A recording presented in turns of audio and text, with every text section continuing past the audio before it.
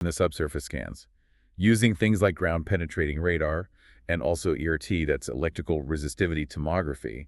It maps structures underground using electrical resistance. Okay. These scans reportedly showed linear and angular subsurface structures, things that suggest, the presence of a man-made construction. Man-made, like what did they see? They describe it as a pattern of structure that you would not expect in nature.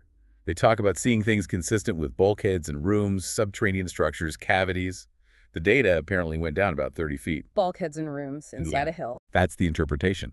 And they mention more recent scans from 2019 also reportedly showed straight lines consistent with walls and 90-degree lines consistent with being rooms. So multiple scans over time suggesting an internal, non-natural structure. Okay, so scans suggest structure. What about building materials, like wood? Proponents claim yes. Explorers reportedly found pieces of petrified wood on the site, and after an earthquake in the late 70s apparently popped the boat out a bit, revealing the sides more clearly, they could see what looked like decayed rib timbers along those exposed edges. Decayed timbers. Yeah. An analysis done on some of this petrified timber supposedly showed it was laminated wood, like 5 layers thick. They glued together with pitch, which, the sources point out, matches the biblical description of Noah using pitch to seal the ark. This material also reportedly tested high for organic carbon, consistent with, decayed wood. Laminated wood and pitch. Thousands of years ago. That sounds pretty advanced. It does. And then there are the metal findings, which are maybe even more controversial.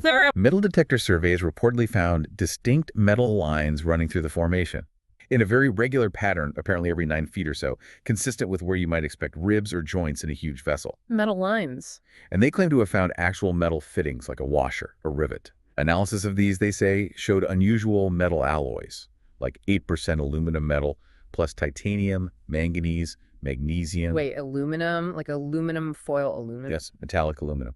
And the huge claim here is that pure aluminum metal is considered man-made. It's not found naturally in metallic form, and we supposedly didn't figure out how to refine it until the late 1800s, early 1900s. So the sources use this to argue for advanced ancient knowledge, that the antediluvians, the people before the flood, had this knowledge of metallurgy far beyond what standard history accepts. They even cite tests done at a place called Galbraith Labs for this analysis. Wow, okay. Structure, laminated wood, pitch, advanced metal alloys. What about stuff inside? Did they find any contents? Well, they talk about core drilling, like drilling down into the formation. And they claim they extracted petrified animal dung, Seriously? cat hair, and even a petrified antler from inside a cavity. Items that, proponents argue, are exactly the kinds of things you would expect to find inside Noah's Ark. Okay, that's specific. And the anchor stones. I feel like I've heard about those, the big stones found nearby. Yes, the Drogue stones. Mm-hmm. Around 30 huge stones found scattered in the hills around the Durupinar site. These are claimed to be Drogue or anchor stones. What are those? Basically, giant weights hung off the ship to act as ship stabilizers or ballast, especially in rough seas. Maybe dropped if the waters went down and the Ark didn't need them anymore. They're described as the largest ever discovered in the world. Huge things. And where they were found is important, right? Absolutely crucial to the argument. They're located over 200 miles from the closest ocean at about 5,300 above sea level. Wow. The sources really emphasize this. They have no business being here. Unless, of course, they were carried there by a massive ship floating in incredibly deep water that reached that high elevation. Makes sense. Anything on the stones themselves? Markings? There are reported carvings on many of them. Holes drilled near the top, presumably for ropes to attach them to the Ark. Some have crosses carved on them. Interestingly, some sources say they have 8 points, which gets interpreted as representing Noah's family of 8 people on the Ark. Huh. There's also a carving on one that some interpret as a depiction of the Tower of Babel, and some other unknown ancient writings. The whole site, including the stones, is claimed to have been venerated long ago, treated as special by locals for centuries. So putting it all together, the boat shape, the specific size matching the Egyptian cubit, the subsurface stands showing rooms, the laminated wood with pitch, the weird metal alloys, the animal traces inside, and these massive anchor stones miles from the sea at high altitude. The proponents see that as pretty overwhelming proof. That's certainly the case they present. It sounds compelling when laid out like that. Right. But the sources do acknowledge the skeptics. Right. What's the main counter-argument? Often, it's the lack of widespread, accepted geological evidence for a global flood. The kind of flood needed to float a giant ark up onto a high mountain range like Ararat, or even near it. Many geologists just don't see evidence for that kind of worldwide event, so they might dismiss the Durapanar site itself as just an unusual but natural geological formation. A syncline, maybe. So it's geology versus the specific site evidence. Largely, yeah. Proponents focus tightly on the specific physical evidence found at Durapanar, the shape, size, structure, materials, core samples, the anchor stones, and see it as a unique convergence that fits the Ark narrative perfectly. Right. And the sources make a point of mentioning that the Turkish government actually officially recognized the site as Noah's Ark National Park back in 1987, which is a pretty significant step, you'd think. It is, yet it's still not widely known, is it? No, surprisingly unknown to the general public, despite that official status. It's interesting, too, that the sources bring in the Quranic perspective on the Ark story. It's not just about finding the boat. Yes, they highlight that viewpoint, that the Quran tends to shift the focus away from the physicality of the Ark itself. Instead, it urges people to reflect on the lessons behind the story. God's guidance, his mercy, his justice. So a different emphasis. Right. The point made is that maybe the greatest discovery lies not in the ruins, but in the wisdom the story contains. It offers a different way to engage with it, beyond just hunting for physical artifacts. Okay, that is a lot to think about for Noah's Ark. Let's maybe quickly touch on a few other sites the sources mention, the ones with maybe more straightforward archaeological claims. Sure. Like the Pool of Bethesda in Jerusalem. The Gospel of John talks about Jesus healing a paralyzed man there. Right, and the claim is? Simply that archaeologists have discovered the remains of this ancient pool in Jerusalem. It reportedly matches the description in John's Gospel, and is a place you can actually visit today. Pretty well accepted, that one. Okay, then there's Jericho, famous for its falling walls. One of the oldest cities known. The Bible tells the story of the walls collapsing after the Israelites marched around them. And the evidence claim? That archaeologists have found evidence of collapsed walls dating back to the correct time period, which is presented as suggesting that, well, something did indeed cause the city's walls to tumble around that time. Again, debated interpretation, but the collapsed walls are there. Okay, and Hezekiah's tunnel? Another one in Jerusalem. The Bible says King Hezekiah built this long tunnel to bring water secretly into the city during a siege by the Assyrians. Yeah, and the proof. Simple. This tunnel still exists today. You can go there. It's described as an engineering marvel from ancient times, stretching about 7,750 feet, bringing water from the Gihon Spring down to the Pool of Siloam. Visitors can even walk right through it. So these sites are maybe less controversial examples where physical remains or structures seem to line up pretty well with the biblical accounts, and they're generally accessible or documented by mainstream archaeology. Right. Less reliant on, say, unique interpretations or hard-to-verify claims compared to some of the others we've discussed. Which brings us to arguably the most extraordinary and definitely the most controversial claim presented in all these sources. Ron Wyatt's claims about the Ark of the Covenant and the blood of Christ. Yeah, this is presented as one of Wyatt's absolute biggest and certainly most debated alleged discoveries. He claimed he actually found the Ark of the Covenant. Found the Ark where? In a hidden chamber, supposedly under the site of the crucifixion, under Golgotha in Jerusalem. Under the traditional crucifixion spot, Skull Hill. That's the claim. Near the Garden Tomb site. He said he got in through a cave system near a place called Jeremiah's Grotto. And significantly, within the area believed to be inside the siege wall Nebuchadnezzar built when he conquered Jerusalem. The idea being the Ark was hidden there before the temple was destroyed. Okay. And how did he say he found it? What did he see? He describes clearing away a lot of rocks inside this hidden chamber. Then he saw a reflection of gold. After clearing more rocks, he first identified the table of showbread from the temple, and then the Ark of the Covenant itself, sitting in a stone box, but the lid was slid partly off. It was off. Partly off. And this is where the blood claim comes in. He claims he saw this dark brown-looking material, dried blood, he assumed splattered on the mercy seat. That's the Ark's lid. Blood on the Ark? How? He claimed it was directly underneath a crack in the ceiling of the chamber, a crack that went all the way up. He even gave a specific time for the discovery, shortly after 2 p.m., January 6, 1982. And the crack? What's the significance of the crack? The implication, the huge claim, is that this crack originated from the ground level above, possibly formed during the earthquake mentioned in the Gospels when Jesus died on the cross. Right, the earth shook.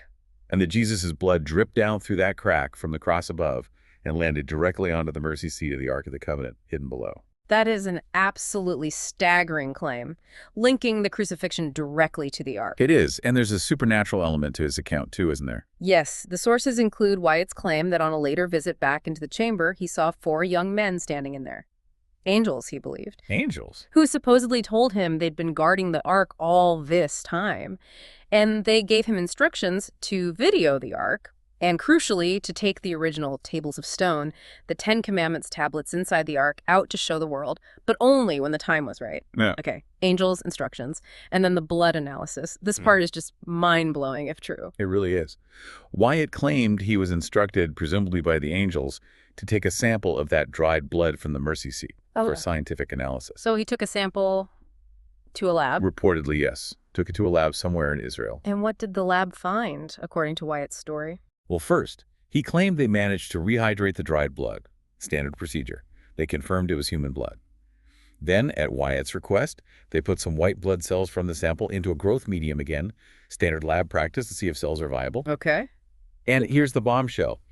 He claimed the technicians watched the cells dividing under the microscope. The blood was, quote, alive after centuries. Alive! But that wasn't even the biggest part. He claimed they analyzed the chromosomes, and they supposedly told him, this human blood only has 24 chromosomes. 24? That's not right, is it? Humans have 46. Exactly. Normal human cells have 46 chromosomes, 23 from the mother, 23 from the father.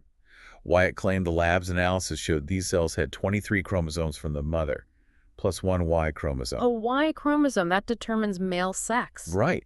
But Wyatt claimed the lab said this Y chromosome came from a source not a human male. So what was Wyatt's conclusion from that? He presented it as direct scientific proof of the virgin birth. 23 chromosomes from a human mother, plus 1 Y chromosome determining maleness that came from a non-human divine source.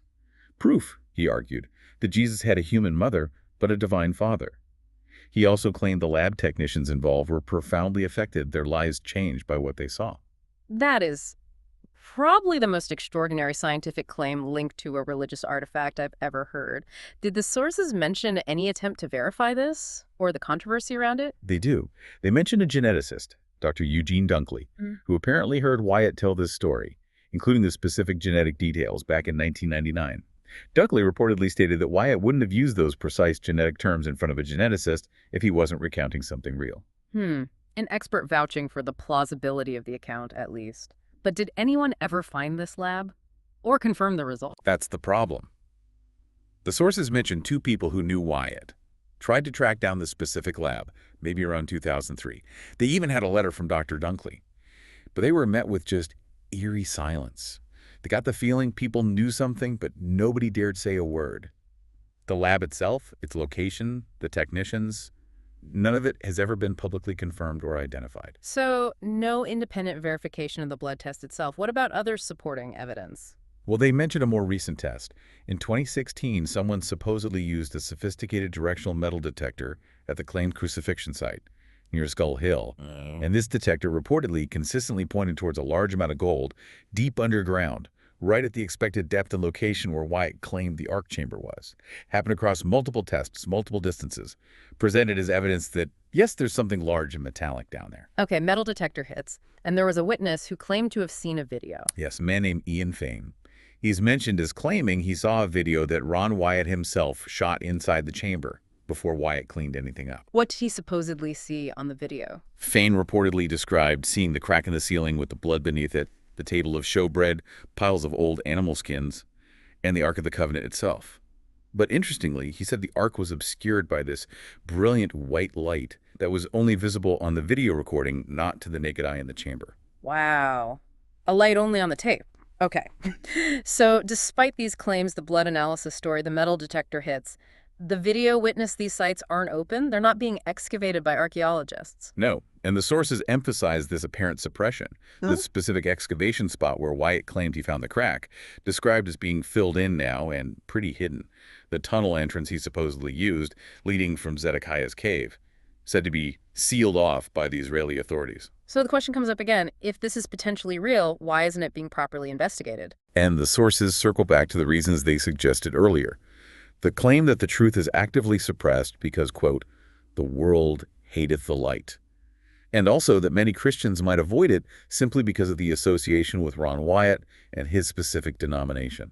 The sources even dig into Wyatt's own honesty, don't they? There was one specific point of inconsistency mentioned. Yes, this was interesting. They make a point of saying Wyatt's core story about the discoveries remained consistent over years, except for one detail: the exact timing of when these discoveries would finally be revealed to the world. Oh.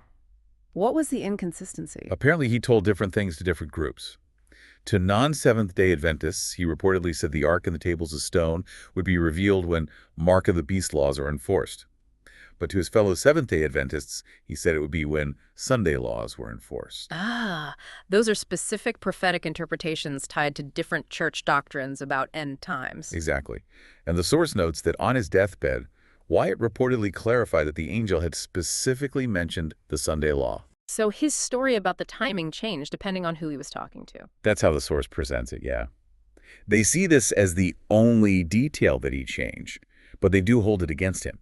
They suggest his doctrine got in the way of his honesty on that specific point, maybe tailoring the trigger event to resonate more with his immediate audience's beliefs. That's quite a critique.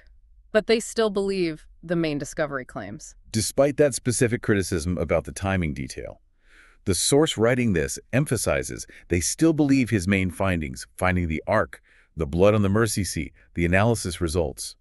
They believe that part is true. The timing issue is secondary, in their view. That's a really complex way to assess his claims. Yeah. Okay, stepping back. What is the ultimate significance of this whole Ark and blood claim, according to these sources, if it were actually true? The significance presented is just immense. It would physically directly link Jesus' sacrifice on the cross at Golgotha with the Ark of the Covenant, God's symbolic throne on earth, the absolute center of the Old Testament atonement system. Finding his actual blood on the mercy seat would be seen as proof that his sacrifice fulfilled and ratified both the Old Covenant, represented by the Ark, and the New Covenant established through his death. The sources say, quite powerfully, the blood is speaking still. And the timing, why hasn't it been revealed yet, if it's so important? The sources suggest this discovery is being divinely protected, that it won't be messed with until that which restrains him is taken away.